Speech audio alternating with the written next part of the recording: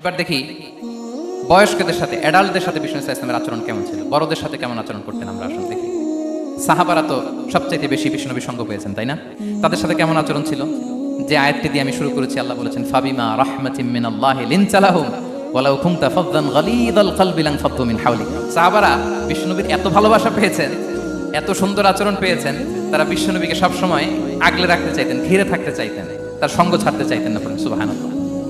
বাসায় ভাল লাগে না, বিষ্ণুনবীর কাছে চলে যেতেন। ওয়াইফের সাথে মনোমালিন্য, নবীর দরবারে চলে যেতেন। এমনকি কোন সাহাবীর পেটে যদি ক্ষুধা লাগতো, ঘরে খাবার না থাকতো, তারা বিষ্ণুনবীর কাছে চলে যেতেন। তারা বলতেন নবীর চেহারার দিকে তাকিয়ে থাকলেই আমাদের ক্ষুধা মিটে যেত।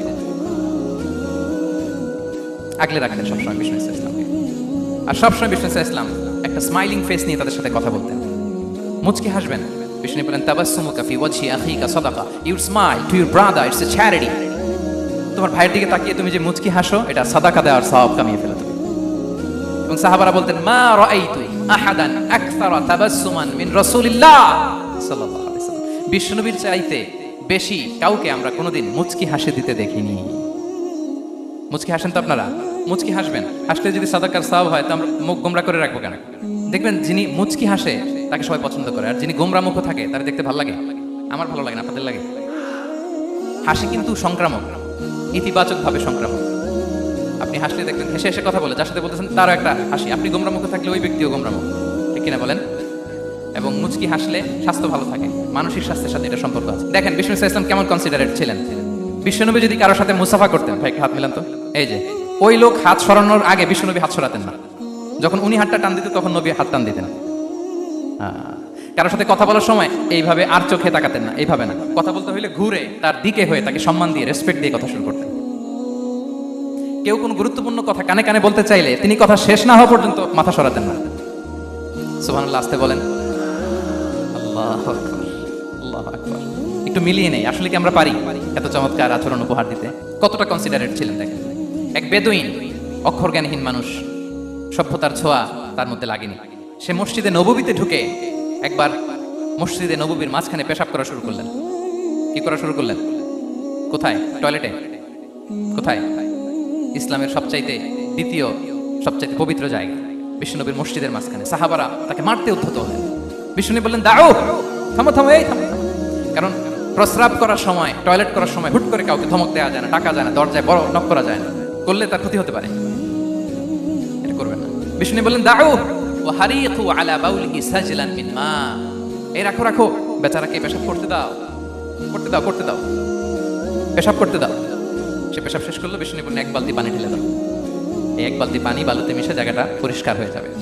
এরপর বিষ্ণু ইসলাম বললেন ফাইন্নামা বুইসতুম মুয়াসসিরিন ওয়ালাম তুবআসু মুআসসিরিন, তোমরা এত কঠোর হচ্ছ কেন? আল্লাহ তো তোমাদেরকে কঠোর করে পৃথিবীতে পাঠাননি, সহজপন্থী করে আল্লাহ তাআলা আমার এই উম্মতকে পৃথিবীতে পাঠিয়েছে। পড়েন সুবহানাল্লাহ। দেখেন কত চমৎকার আচরণের ছিলেন। এবং পরে লোকটাকে বুঝিয়ে বললেন, সে কালিমা পড়ে মুসলমান হয়ে গিয়েছে। আল্লাহু আকবার। এই ছিল বিষ্ণু ইসলামের ইন্টারেকশন সাহাবাদের সাথে। এবং সাহাবাদের জন্য তিনি দোয়া করতেন প্রাণ ভরে। প্রিয় ভাইরা, দোয়া চাওয়া, দোয়া করা দুটোই সুন্নাহ। প্রাণ ভরে তিনি সাহাবাদের জন্য দোয়া করেছেন। বিষ্ণু ইসলাম একবার ওয়াশরুম সেরে এসে দেখলেন কে যেন অজুর পানি রেখে গিয়েছে। জিজ্ঞেস করলেন কে রেখেছে? বলা হলো আব্দুল্লাহ ইবনে আব্বাস রেখে, ছোট্ট আব্দুল্লাহ। বিষ্ণু ইসলাম খুশি হয়ে গেলেন, হায় রে, সে কিভাবে খেয়াল করলো আমি এখন ওয়াশরুম থেকে আসলে তো আমার অজুর পানি লাগবে। খুশি হয়ে একটা দোয়া করলেন তার জন্য। তিনি বললেন আল্লাহুম্মা ফাক্কিহহু ফিদ্দীন ওয়া আল্লিমহু তা'ওয়িল, মানে হে আল্লাহ, আপনি তাকে দ্বীনের জ্ঞান দেন এবং কোরআনের ব্যাখ্যা তার শিক্ষা দেন। বিশ্বনবীর এই দোয়া এমন ভাবে কবুল হয়েছে, এই আব্দুল্লাহ ইবনে আব্বাস যত মুফাসসির পৃথিবীতে আসবে সকল মুফাসসিরদের সম্রাট হিসেবে আল্লাহ তাকে কবুল করেছেন। বিশ্বনবীর দোয়া তারা পেয়েছেন। উম্মে সুলাইম রাদিয়াল্লাহু তাআলা আনহা আনাস রাদিয়াল্লাহু তাআলা আনহুকে নিয়ে আসলেন। বললেন নবী হে, আপনি এসেছেন, আমরা যে এত খুশি মদিনাবাসী, সবাই দেখে আপনার হাতে কিছু না কিছু হাদিয়া দেয়। আমি কি দিব? কিছু দেয়ার নাই, কিছু দেয়ার নাই। আমি গরিব মানুষ, আমি আমার নার ছেঁড়া ধন, কলিজার টুকরা আনাস, আমার শিশু সন্তানটারাই আপনারে হাদিয়া দিয়ে দিলাম। খোয়াই দিমুকা আনাস। নবী হে, সে আপনার ছোট্ট খাদেম হবে, আপনার কাজ করে দিবে। উদু আল্লাহ আলাহ, আপনি তার জন্য একটা দোয়া করেন। বিষ্ণু নবী দোয়া করলেন। কি দোয়া করলেন? আল্লাহুম্মা আকসির মালাহু ওয়া ওয়ালাদা, আল্লাহ আনাসের সম্পদও বাড়ায় দাও, ওয়া ওয়ালাদা, তার সন্তানও বাড়ায় দাও। দেখেন এই দোয়ার কি বরকত। এই দোয়ার বরকতে আনাস বলে মদিনাতে যত খেজুর বাগান ছিল সবগুলো খেজুর বাগানে বছরে খেজুর হতো একবার, কিন্তু নবীর দোয়ার বরকতে আমি আনাসের বাগানে খেজুর হতো বছরে 2 বার। আর ওনার সর্বসাকুল্যে ছেলে মেয়ে ছিল, কোনো বর্ণনায় 78 জন, কোনো বর্ণনায় 80 জন। আমাদের পুরো বংশে আছে 80 জন। কথা বলেন আপনার পুরো গোষ্ঠীতে 80 জন আছে, ওনার শুধু ছেলে মেয়ে, একজনের ছেলে মেয়ে কয়জন? 80 জন। বিশ্বনবীর দোয়া, কি ইন্টারেকশন দেখেন।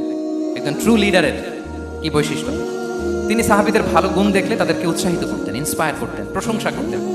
আবু মুসা আল-আশআরী রাদিয়াল্লাহু তাআলা আনহু, তিনি রাত জেগে চমৎকার কণ্ঠে তেলাওয়াত করতেন। একদিন তার ঘরের পাশ দিয়ে বিষ্ণুনবী যাচ্ছিলেন, পরের দিন বললেন, আবু মুসা, আমি কিন্তু তোমার কণ্ঠ শুনেছি, বড় সুরেলা গলা তোমার। লাকাত উতিতা মিজমারান মিন মাজামিরি আলি দাউদ, দাউদ নবীর গলায় আল্লাহ যে সুরের ঝংকার দিয়েছেন, এই উম্মতের মধ্যে আল্লাহ তোমার গলায় সেই সুরের লহরী ঢেলে দিয়েছেন।